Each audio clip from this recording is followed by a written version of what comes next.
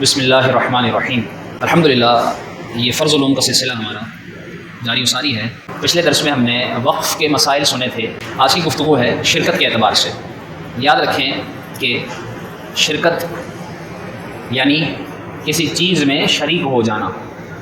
علماء نے لکھا ہے کہ شرکت دو طرح کی ہوتی ہے۔ پہلے یہ سمجھ لیں کہ شرکت ہوتی کیا ہے۔ یاد رکھیں کہ کسی چیز میں ملکیت میں کوئی شریک ہو جائے تو اس کو شرکت کہا جاتا ہے۔ مثال کے طور پر ایک چیز دو بندوں نے مل کر خریدی تو وہ چیز ان دونوں کی ملکیت میں آئی، اور وہ چیز ایسی ہوتی ہے کہ اس کو اگر بانٹ دیں، آدھا آدھا کر دیں۔ مثال کے طور پر اگر کسی نے ٹافیوں کا ڈبہ خریدا، اب اس کے اندر دونوں نے مل کر 25 روپے ملائے، 50 روپے کا ڈبہ آ گیا بالفرض۔ اب اس میں 10 ٹافیاں نکلنی ہیں، 20 ٹافیاں نکلنی ہیں، تو اس میں تو آدھا آدھا ہو سکتا ہے کہ جی 10 ٹافیاں ایک نے لے لی، 10 ٹافیاں ایک نے لے لی۔ تو یہ شرکت ایک الگ چیز ہے، اس میں مسئلہ نہیں ہے، اس میں آسان ہے الگ الگ کرنا۔ لیکن ایک شرکت وہ ہوتی ہے کہ جس میں الگ الگ کرنا چیز کو مشکل ہوتا ہے۔ مثال کے طور پر دو بندوں نے مل کر موٹر سائیکل خریدی، اب وہ موٹر سائیکل کو آدھا آدھا تو کر نہیں سکتے،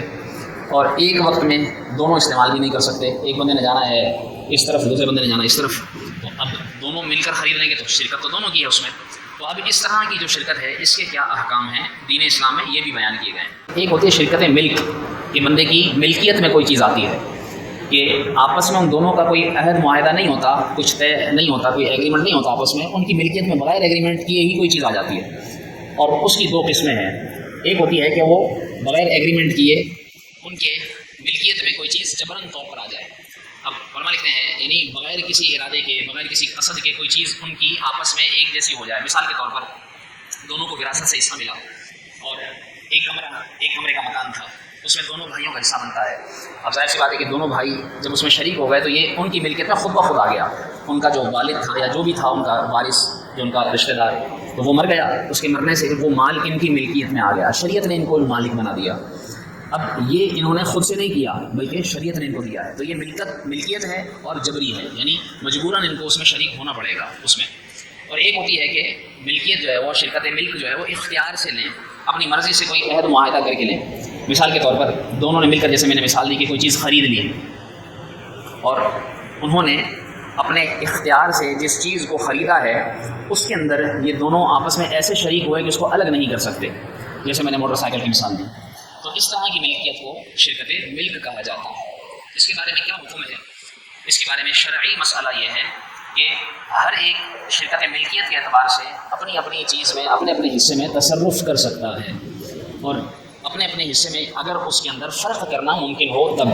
مثال کے طور پر دو کمرے تھے، اور دو کمرے جو ہے وہ دو بھائیوں کے حصے میں آئے، تو اب ایک بندہ ایک کمرے میں، دوسرا بندہ دوسرے کمرے میں اپنی مرضی سے تصرف کر سکتا ہے۔ تصرف سے کیا مراد ہے کہ وہ اپنی مرضی سے اسے بیچ سکتا ہے، اور اپنی مرضی سے اس کو کسی اور کو کرائے پر دے سکتا ہے، اپنی مرضی سے اس کے اندر کوئی سامان رکھ سکتا ہے۔ اب اس میں اس کو دوسرے کی اجازت نہیں لینی پڑے گی۔ اس طرح جب ایک چیز میں دو بندے شریک ہوں گے اور دونوں بندوں کا الگ الگ حصہ کرنا آسان ہے، تو پھر تو ایک بندہ اپنے حصے میں، دوسرا بندہ اپنے حصے میں اپنی مرضی سے کچھ بھی کر سکتا ہے، اور دوسرے بندے کے لیے پہلے بندے کی چیز، یعنی اس کے لیے وہ گویا کہ ایک طرح سے ایسا ہے جیسے اجنبی چیز ہے، یعنی اس کا اس سے کوئی تعلق نہیں۔ تو اس اعتبار سے یہ شرکت کے احکام ذہن میں رکھیے کہ مثال کے طور پر اگر کسی چیز میں دو بندے اس طرح شریک ہیں، دو یا دو سے زیادہ شریک ہیں، مثال کے طور پر کوئی شخص مرتا ہے اور اس مرنے والے کی ایک الماری تھی، اب اس الماری کے جو پیچھے وارث بچے ہیں وہ 3 جنے ہیں، 4 بندے ہیں، تو اب اس میں سارے شریک ہیں اس الماری میں۔ اب اس کے اندر کوئی بھی اپنی مرضی سے تصرف نہیں کر سکتا، یعنی جب تک دوسرے کی اجازت نہیں۔ ایسا نہیں کہ ایک بندے کا دل کیا کہ اس نے اٹھا کر بیچ دی، ایسا نہیں کر سکتا۔ اب اس کو پہلے باقی دوسرے جو اس کے ساتھ اس میں شریک ہیں، چاہے وہ 1 ہو یا 2 ہو یا 3 ہو، ان کی اجازت لینی پڑے گی۔ اگر اجازت لے کر ان کو اس کو بیچے گا تو پھر تو اس کا بیچنا درست ہوگا، اور اگر اسے اپنی مرضی سے کچھ بیچ دیا تو ایسی صورت میں یہ گناہ گار ہوگا، اسے اس چیز کا پھر تاوان دینا پڑے گا۔ کوئی بعض اوقات ایسا بھی ہوتا ہے کہ گھر میں کسی کی کوئی چیز رکھی ہوئی ہوتی ہے، وہ اس کی بعض تو ایک تو ہے نا شریک ہوگا، پھر اس شریک ہونے کی وجہ سے وہ اپنا حصہ بیچے۔ ایک ہے کہ بندہ شریک بھی نہیں ہوتا، کسی اور کی چیز اٹھا کر ویسے اٹھا کر بیچ دیتا ہے، تو یہ اس سے بڑا گناہ ہے کہ کسی اور کی چیز اٹھا کر، جس کے اندر اس کا کوئی حق ہی نہیں تھا، اٹھا کر بیچ دی۔ تو اس طرح جب کسی اور کی حصے کی چیز بیچنا جائز نہیں ہے تو پھر اندازہ کیجئے کہ جس میں اس کا کوئی حصہ ہی نہ ہو وہ کیسے بیچ دے۔ اب جس طرح میں نے ذکر کیا کہ وراثت کا بسا اوقات کسی کے پاس مکان آیا یا کوئی پلاٹ آیا یا کوئی چیز ایسی آئی، تو وہ کیا کرتا ہے، اس میں وارثوں کا حق ہوتا ہے، اس میں سب کا حق ہوتا ہے، اور سب کا حق ہوتے ہوئے جس کا قبضہ ہوتا ہے اس کے اوپر وہ ان کو بتائے بغیر اٹھا کر بیچ دیتا ہے، اور وہ اٹھا کر بیچ دینے کے بعد پھر وارثوں کو اگر پتہ چل جائے یا ان کو پتہ ہو تو کم از کم ان کو ایسی صورت میں راضی یوں کیا جا سکتا ہے کہ ان کو ان کے حصے دے دے. 3 لاکھ کی کوئی چیز بکی, 3 بندے شریک تھے, اپنا یہ 1 لاکھ رکھ لے, باقی ان کو 1 لاکھ دے دے, چلو ہو سکتا ہے اس کی جان چھوٹ جائے. لیکن بسا اوقات جب پتہ نہیں چلتا تو یہ 3 کا 3 لاکھ ہڑپ کر جاتا ہے. اور یہ ہڑپ کر لینا, اس کا یہ کھا جانا, یہ ایک تو ملکیت میں تصرف کسی کی, اور دوسرا پھر اس کا مال کھا جانا, جو قرآن آیت کے سراسر خلاف ہے. وَلَا تَأْكُلُوا أَمْوَالَكُمْ بَيْنَكُمْ بِالْبَاطِلِ, کہ تم آپس میں ایک دوسرے کا مال باطل طریقے سے نہ کھاؤ. تو اس اعتبار سے وہ اس قرآنی حکم کا بھی مخالف ہوا, یعنی کبیرہ گناہ کا مرتکب ہوگا کہ اس نے مال بھی کسی کا ایک بغیر اجازت کے بیچا, اور پھر بغیر اجازت کے بیچنے کے بعد اس کا جو مال, چلو اس میں جس کا حق بنتا تھا وہ اس کو دینے کے بجائے وہ مال بھی کھا گیا. تو یوں ایک گناہ سے اوپر گناہ در گناہ کرتا چلا جاتا ہے. بسا اوقات ہماری جو سوچ ہوتی ہے, ہم کہتے ہیں کہ پتہ نہیں ایسا کون سا گناہ مجھ سے ہو گیا, پتہ نہیں کون سی ایسی غلطی ہو گئی. یاد رکھیے کہ انسان بسا اوقات چھوٹی چھوٹی چیزوں کے اندر ایک گناہ کے اوپر کئی گناہ کر رہا ہوتا ہے, اور ان گناہوں کی نحوست کی وجہ سے اس پر مصیبتیں آ رہی ہوتی ہیں. تو اس لیے مسلمان کو اپنے اس طرح کے اعمال کا خیال رکھنا چاہیے. ظاہر سی بات ہے کہ اس چیز کا اس کو علم ہوگا تو اس پر عمل کرے گا, علم ہی نہیں ہوگا, اس کو پتہ ہی نہیں ہوگا کہ ایسا بھی ہوتا ہے. جس طرح بعض اوقات ہوتے ہیں 2 دوست آپس میں, بعض چیزیں ایسی ہوتی ہیں کہ دونوں دوستوں کے پاس ایک چیز رکھی ہوئی ہوتی ہے, تو اس میں وہ اپنی مرضی سے تصرف کر رہے ہوتے ہیں. علماء نے تو یہاں تک لکھا ہے کہ اگر کسی سے کوئی چیز اس نے عاریتاً لی یا عاریتاً نہیں لی, مثال کے طور پر کسی نے کوئی چیز اس کو دی, کسی دودھ کی دکان پر گیا, دودھ کی دکان پر اس کے پاس شاپر نہیں تھا, اس نے جو ہے وہ کوئی برتن دے دیا, اس میں دودھ ڈال کر دے دیا. اب یہ دودھ ڈال کر لے آیا, اب اس نے دودھ دیا ہے, برتن نہیں دیا ہے. اب یہ اس کا برتن اس کی اجازت کے بغیر استعمال نہیں کر سکتا, اور اگر استعمال کرے گا اور اس کو برا لگ رہا ہے, اگر اس کو ناگوار گزر رہا ہے, تو پھر ایسی صورت میں یہ گناہ گار ہوگا. برتن بھی بغیر اجازت استعمال نہیں کرنے چاہیے. پڑوسیوں میں عموماً چلتا ہے کہ اگر استعمال کر بھی لیے تو برا نہیں مانتے, وہ ایک الگ بات ہے. لیکن اگر برا مانتا ہے, یعنی شرعی مسئلہ یہی ہے کہ اجازت کے بغیر استعمال نہ کریں. چھوٹی چھوٹی غلطیاں انسان سے ہی ہوتی ہیں, تو یہ بھی اتنا خیال رکھنے کی ان معاملات میں ضرورت ہے. اسی طرح یہ شرکت کے معاملات ہیں. اسی طرح علماء نے لکھا ہے کہ اگر مشترک چیز قابل قسمت نہ ہو, یعنی اس کو تقسیم نہ کیا جا سکتا ہو, جیسے مثال کے طور پر ایک سواری ہے, گھوڑا ہے, وہ دونوں بندے اس کے مالک ہیں, اب اس کو تقسیم تو نہیں کر سکتے. تو اب اس طرح بغیر اجازت بھی اگر وہ اس کو بیچتا ہے تو پھر علماء لکھتے ہیں کہ پھر اس کی اجازت پر ہی موقوف رہے گا. یعنی بیچ سکتا ہے, لیکن اس کی اگر ناراضگی ہے یا تو بیچنے کے بعد اس کو اس کا حصہ دے دے تو ٹھیک ہے, اور اگر حصہ بھی نہیں دیتا تو پھر اس کا اس نیت سے پھر بیچنا منع ہے. ایسے ہی جو دوسری قسم ہے وہ ہے شرکت عقد, یعنی 2 بندے کوئی چیز مل کر خریدیں. ایک تو میں نے ذکر کیا نا کہ خود بخود ان کی ملکیت میں آ گئی, ملکیت میں یوں آ گئی جیسے مثال دی وراثت کی, کہ بندہ مرا خود بخود ان کی ملکیت میں وہ چیز آ گئی.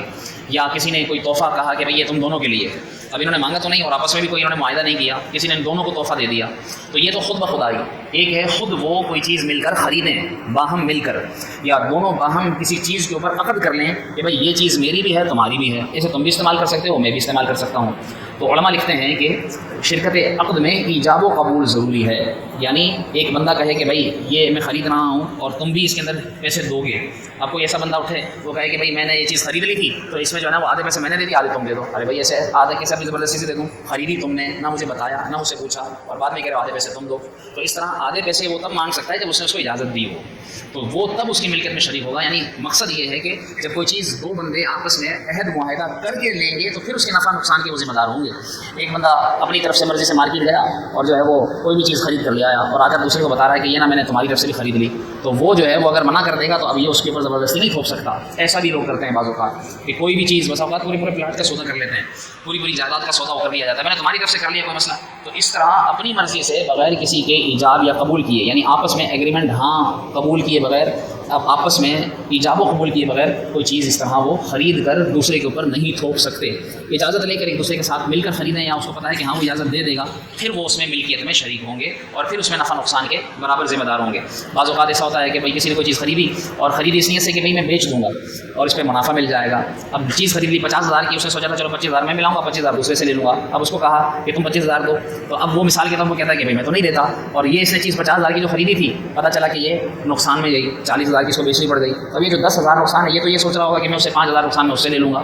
ایسا کچھ نہیں ہوگا. اگر اس نے اس کی مرضی سے خریدی ہوتی تو یہ اس میں نفع نقصان کا شریک برابر ہوتا. اگر اس کی اجازت سے خریدی نہیں تو پھر اس میں اس کو نفع نقصان میں برابر شریک کرنے کا کیسے مقصد بنے گا. تو اس لیے یہ چیزیں ذہن میں رکھیے کہ کوئی چیز خریدی بیچی جائے تو وہ بھی اجازت کے ساتھ. اور علماء نے باقاعدہ شرکت عقد میں یہ لکھا ہے، شرط یہ ہے کہ جس چیز پر شرکت ہوئی ہے وہ چیز قابل وکالت بھی ہو، لہٰذا مباح اشیاء میں شرکت نہیں ہو سکتی۔ مثلا دونوں نے شرکت کے ساتھ جنگل کی لکڑیاں کاٹی کہ جتنی جمع ہوں گی دونوں میں مشترک ہوں گی، یہ شرکت صحیح نہیں ہے کہ دونوں مل کر لکڑیاں کاٹتے ہیں، جتنی لکڑیاں آئیں گی تو وہ ساری لکڑیاں جو ہے وہ آپس میں آدھی آدھی کر لیں گے اور آدھی آدھی بیچ لیں گے۔ تو ایسی چیز جو مباح ہے، یعنی جس کو کوئی بھی کاٹ سکتا ہے، اب بسا اوقات ہو سکتا ہے کہ ایک نے کم کاٹی ہوں دوسرے نے زیادہ کاٹی ہوں، بسا اوقات کسی جگہ کوئی مچھلیاں پکڑنے گئے، ایک عام مثال، تو اب وہ مباح چیزیں ہیں، کوئی بھی پکڑے گا وہ اس کی ہو جائے گی۔ اب یہ سارے ماہی گیر مل کر جو شکار کر رہے ہیں اس کے اندر اگر یہ آپس میں طے کر لیں کہ میں جو پکڑوں گا تو اس میں میرا بھی حصہ ہوگا تمہارا بھی حصہ ہوگا، تو ایسی صورت میں یہ مباح چیز جو ہے جو اللہ کی طرف سے سب کے لیے جائز ہے پکڑنا، تو وہ اس مباح چیز کے اندر شرکت کا دعویٰ نہیں کر سکتے، اس میں برابری کا آدھا آدھا ہونے کا دعویٰ نہیں کر سکتے، بلکہ ایسی چیز کہ جس کے اندر اس کی ملکیت یعنی ایجاب و قبول کے ذریعے وہ باقاعدہ کسی کی ملکیت سے وہ چیز لے رہے ہوں۔ ایسا نہیں کہ کوئی چیز عام ہے اس سے کوئی بھی نفع اٹھا سکتا ہے اور یوں عام چیز کے اندر جو ہے وہ شرکت برابر کر لیں، تو ایسا علماء نے منع لکھا ہے، باقاعدہ یہ مسئلہ ہے کہ اس طرح مباح چیز میں شرکت نہیں ہو سکتی۔ ہر ایک اسی کا مالک ہوگا جو لکڑی اس نے کاٹی، ہر ایک اسی کا مالک ہوگا جو مچھلی اس نے پکڑی۔ بعد میں آپس میں رضامندی کے ساتھ، یہ شرعی مسئلہ بنیادی ہے، بعد میں شرعی مسئلہ یہ کہ آپس میں اگر وہ رضامندی سے ساری مکس کر دیں، سب کہیں بھائی یہ ہم سب کی ہیں، بیچیں گے تو آدھا آدھا پیسہ لے لیں گے، آدھی آدھی یعنی جو اس کا منافع ہوا، تو پھر تو آپس کی رضامندی سے تو ٹھیک ہے، لیکن اگر مثال کے طور پر رضامندی نہیں، بعد میں کوئی اڑ جاتا ہے، ایک کہتا ہے کہ میں نے تو 100 مچھلیاں پکڑی تھی، دوسرا کہتا ہے کہ میں نے تو 200 پکڑی تھی، تو 200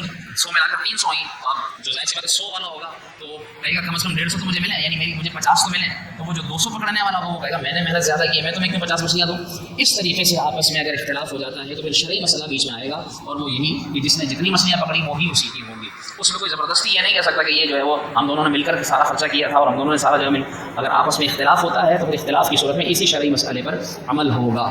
اور اسی طرح علماء نے یہ بھی لکھا ہے کہ یہ بھی ضروری ہے کہ ایسی شرط نہ لگائی ہو کہ جس کی وجہ سے شرکت ہی ختم ہو جائے۔ مثال یہ کہ وہ کوئی یہ شرط لگا لے کہ بھائی مل کر سارے دونوں مل کر جو ہے نا مچھلیاں پکڑیں گے، اس میں سے منافع جتنا بھی ہوگا 2000 ملوں گا، اب چاہے منافع 2000 ہو ہی نہ، تو ایسی شرط نہیں لگا سکتا۔ شرط وہ ہوگی، مثال کے طور یہ تو کہہ سکتا بھائی جتنا بھی ہوگا آدھا آدھا لیں گے، جتنا بھی منافع ہوگا بھائی 40-60% کے ریشو سے ہم لے لیں گے منافع، لیکن فکس کر کے وہ شرکت کے اندر اس طرح منافع کے اوپر بھی اپنا حق نہیں جتا سکتا۔ یہ بھی مسئلہ علماء نے لکھا ہے۔ علماء نے یہ لکھا ضرور ہے کہ نفع میں کم زیادہ کے ساتھ، کم و بیش کے ساتھ نفع میں شرکت ہو سکتی ہے، لیکن اس طرح کہ فکس کر دے گا کہ اتنا منافع ہو یا نہ ہو، اتنا میں لوں گا، تو اس طرح منافع کی وہ شرط نہیں لگا سکتا۔ اور آخری بات یہ سمجھ لیجئے کہ علماء نے یہ شرکت عقد کی، جس طرح کاروبار میں بعض لوگ شراکت کرتے ہیں اور پھر اس شراکت کی کئی قسمیں ہیں، جس کو مضاربت بھی کہا جاتا ہے، جس کو کفالت بھی کہا جاتا ہے، جس کو بیع سلم بھی کہا جاتا ہے، جس کو بیع اقالہ بھی کہا جاتا ہے، جس کو بیع مرابحہ بھی کہا جاتا ہے، جسے بیع تولیہ بھی کہا جاتا ہے۔ اس طرح کی کئی بیع ہیں، علماء نے 25 قسمیں لکھی ہیں بیوع کی، اور اس میں جس طرح بیع کی اقسام ہیں اسی طرح یہ شرکت کی بھی اقسام ہے۔ شرکت کی اقسام میں علماء نے لکھا شرکت بالمال، شرکت بالعمل، شرکت بالوجوہ، اور پھر ان میں بھی ہر ایک کی 2 قسمیں بنتی ہیں، یعنی یہ 3 قسمیں ملا کر 2 قسمیں مزید کہیں کریں تو اس طرح 6 قسمیں بن جاتی ہیں۔ اور یوں شرکت مفاوضہ اور شرکت عنان، ان کی مزید تفصیل علماء نے بیان کی ہے، تو یہ نام شاید زندگی میں ہم نے پہلی بار سنے ہوں۔ تو الغرض دین کا علم سیکھنا یہ ضروری ہے، اور علماء کے ساتھ مربوط رہنا یہ اچھی بات ہے کہ ہم جو بھی عمل کریں اپنا شرعی اعتبار سے اس کی رہنمائی لے لیں اور پھر اس کے مطابق اپنا وہ کام کریں تاکہ ہم گناہ سے محفوظ رہیں۔ جو ہماری کام کی بسا اوقات بے برکتی ہوتی ہے یا جو ہمارے بسا اوقات معاملات میں خرابی آتی ہے، اس کی وجہ یہی ہوتی ہے کہ کہیں نہ کہیں ہم یہ سمجھ رہے ہیں سب صحیح چل رہا ہے، سب سیٹ ہے، اوکے ہے، مطلب ہم اپنے تئیں چونکہ علم نہیں تو نا علم ہونے کی وجہ سے ہم تو یہی سمجھیں گے کہ صحیح ہے، لیکن جو علم والا ہوگا وہ بتائے گا کہ کیا صحیح ہے اور کیا غلط ہے۔ تو اس لیے اپنے خاص طور پر کاروباری معاملات، اسی طرح نوکری کے معاملات یا اسی طرح لین دین کے جو بھی معاملات ہیں، چاہے وہ خریداری کے ہوں، بیچنے کے ہوں، خریدنے کے ہوں، ادھار کے ہوں یا کسی کو کرائے پر دینے کے ہوں، اور بہت ساری چیزیں، تو ان کی کم از کم تھوڑی سی معلومات لے لی جائیں کسی مفتی صاحب سے، اور پھر اس کے بعد اس کو کیا جائے تاکہ غلطی کا امکان کم سے کم رہے۔ پھر بھی بتقاضۂ بشریت غلطی ہوتی ہے تو اللہ تعالیٰ معاف فرمانے والا ہے، لیکن اپنی طرف سے انسان پوری کوشش کرے کہ شریعت کے مطابق معاملہ سر انجام پائے۔ اللہ تعالیٰ ہمیں یہ باتیں یاد رکھنے، ان پر عمل کرنے، انہیں دوسروں تک پہنچانے کی توفیق عطا فرمائے، اور یہ جو ضروری چیزیں بیان ہوئیں ان کے مطابق ہمیں زندگی گزارنے کی توفیق عطا فرمائے۔ اللہم صلی علی سیدنا و مولانا محمد وبارک وسلم وصلی علیہ۔ ربنا تقبل منا انك انت السميع العليم وتب علينا انك انت التواب الرحيم يا رب العالمين۔ مل کا ہو جذبہ عطا